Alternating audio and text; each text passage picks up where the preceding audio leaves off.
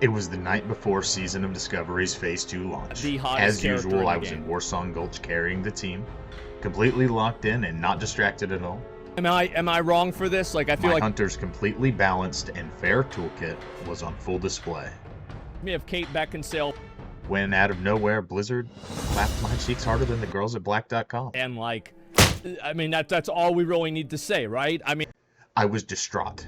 The patch was dropping in just one day. My Sweatlord guild had been planning their leveling strategies for weeks. My spot was locked in before, but now I was going to fall behind. My spot would get filled. Everyone I knew would be getting their best items, while I would fall further behind and be forced to pug. Then an idea hit me.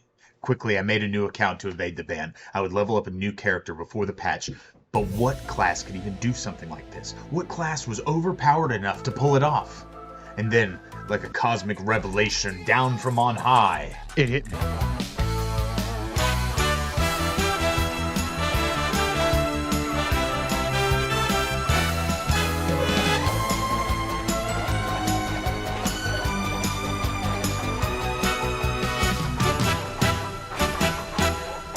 It was a mage, of course. I mean, come on.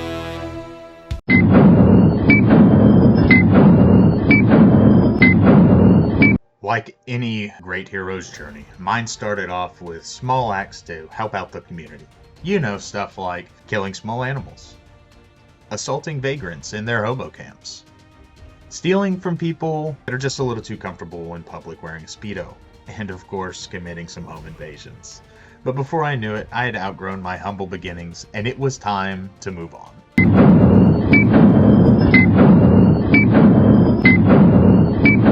Normally, mages have to wait until level 22 when they get Blizzard to start their overpowered mass wholesale slaughter of any creature that comes across their path. Fortunately for me, Season of Discovery gave mages a bit of a boost with the addition of Living Flame. Basically, it lets you burn your enemies alive like the good old days of the Salem Witch Trials. And, you know, while AoE farming was all well and good, some quests required a group. But I didn't have time for any of that bullshit, so I put on my big dick gamer pants and got to work taking out what I can only assume was the average Asmongold viewer. Utilizing my excellence kiting skills that I picked up as a hunter, and the fact that after sitting in his piss bottle-filled room watching Baldy all day, had deteriorated his leg muscles to the point where he couldn't even hop over a small picket fence.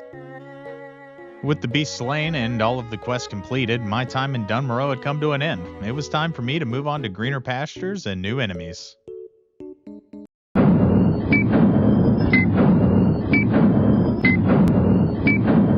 Loch Modan. Scenic, peaceful, full of promise, and apparently a godforsaken death trap for gnomes. You see, I was still finding my legs as a mage, and rounding up, controlling packs, burning them down just wasn't exactly my strong suit yet. So during what felt like my 100th walk of shame from getting shit on by the inbred love children of Willem Dafoe and a pile of unwashed socks, I said enough was enough, and Loch Modan could kiss my stubby-legged ass goodbye. I packed up my shit and started heading out to the only place left for a gnome like me to make his way in the world. Next, I made my way to the land of hippies and coomers, where I quickly found out they had more beached whales than the Long Beach Anime Convention. As it turns out, farming on the beach gets you nowhere quick, so I moved inland with my new friend Midget Milk, where we farmed flying jizz stands that had started haunting a local historical monument. Next, we learned of a furry convention going on and decided to check it out, but they got real upset whenever Midget Milk tried to play hide the Vienna sausage. Afterwards, we were told to go back down to the beach because another Michael Moore impersonator had washed up. As we made our way back to the shore, I found myself wishing that I was a state trooper in 1970s Oregon just to make the job go a little bit faster. You know, when I came to Darkshore, I thought I was in for a quick and easy grind, like with the girls at Call It Booty, but just as we were approaching the next one, a decrepit meth head that looked like he had just walked out of Charlie Sheen's house showed up and tried to steal our kills. Midget Milk wasn't having any of this tweaker's bullshit, though, so we beat him down worse than John Jones beat Stipe Miocic at UFC 309. We decided to trump out and do a little dance on his corpse while we waited for his pre-MCU Robert Downey Jr. looking ass to get up so we could run it back. But unfortunately, when he came to, he started tweaking harder than a 16-year-old Justin Bieber at a Diddy party and smoked us both. As we, brothers in arms, gathered our strength to prepare for a glorious resurrection and to dunk on this guy like we were Scottie Pippen and Michael Jordan, I decided enough was enough. I booked it. I left Midget Milk behind. Sorry, Midget Milk. That's just how it is. I don't think you have any idea how fast I really am. I'm fast as fuck, boy.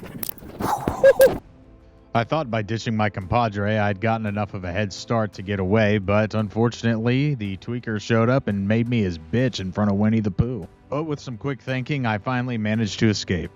Once we finally got away, the two of us decided to take it easy. While we were making our way back to the beach, though, we heard about a single mother letting her kids run rampant nearby. Being the good, thoughtful citizens that Midget Milk and I are, we decided to step in and lend a helping hand. So we swiftly yeeted and deleted those little crotch goblins and their 600-pound life contender of a mom. Afterwards, we finally finished up our beach duty and made ready to leave Darkshore. Midget Milk, still upset that I'd used him as a jailbait distraction against the meth head, decided to abandon me while we were on our way to see this asshole who was about to send me on the most pointless walking quest in World of Warcraft. But I needed the staff for my evocation set, so I accepted and resumed my life as a bot in a walking sim. Anyways, first he sent me to meet his BDSM dungeon master in Redridge, who told me that I had run all that way from Westfall for nothing, and that if I really needed the tea, that I would have to rizz up his sex instructor, but I forgot to get the Stormwind flight path, so I had to walk the full length of Elwyn Forest again, wasting even more of my dwindling time. But the only thing he had to say when I got there was tough shit and sent me back to Westfall, which was not Gucci, because I didn't get the flight path the last time I was there either. Anyways, this all culminated in me escorting a punk-ass snitch to his buddy's hideout, and then I was finally ready to pimp my sweet stubby water-bending ass out to the first group the only way I know how. Hey, baby cakes. Outstanding! Follow me. Like the feds doing a no-knock raid, we busted into the gang's hideout and started blasting first and asking questions later. We quickly started dunking on their bosses, and after running it back twice in an hour, our E-beans were higher than Lindsay Lohan in Aaron Carter's basement. So we decided to move on to the land of edgelords and furries to get me the glow-up that every great mage deserves.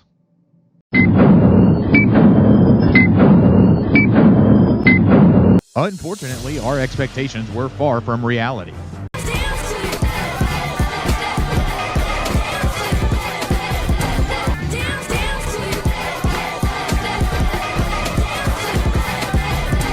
Okay guys, make sure everyone has their buffs. I'm going to pull the courtyard. Priest, make sure you're ready to heal me ASAP. Mage, we're going to need your AoE once I gather them up. Okay, let's do this. Hey, what the fuck? Why didn't you heal me?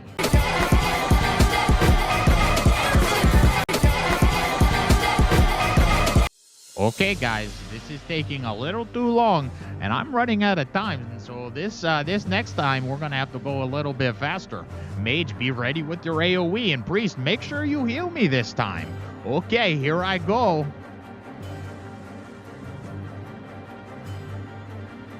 Hey, what the fuck, healer?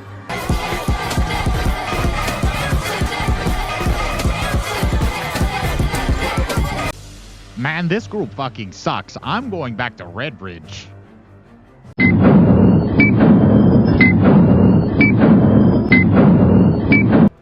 After wasting 2 hours with a no-clear group in SFK, I didn't have a whole lot of time to be playing grab-ass anymore, so I got a crack team together to go beat down on some dudes hanging out in the Stormwind basement, and then afterwards I had a quest to turn into another member of the Gimp Suit Cartel when I achieved my ultimate goal. And it was in that moment of great achievement that I realized that if you suffer and you sacrifice and you sweat and keep your focus fighting through the tears and the trials and the tests, that any dream can be obtained if you commit to it.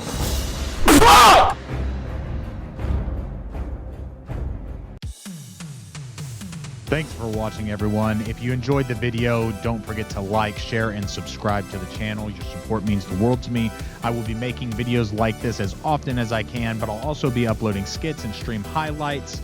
Also, don't miss out on the fun over at my Twitch channel where I stream every Thursday through Sunday. Come hang out, chat, and have a good time. See you all there.